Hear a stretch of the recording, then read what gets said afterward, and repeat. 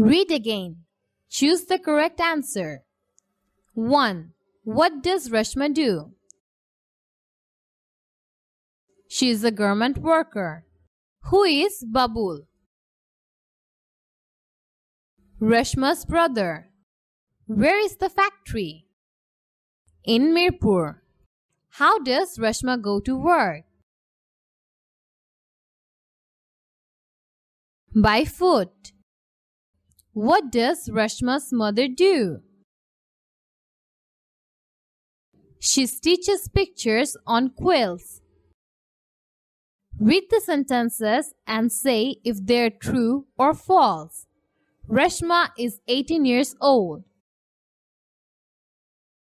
Rashma's garment factory is in Kollanpur.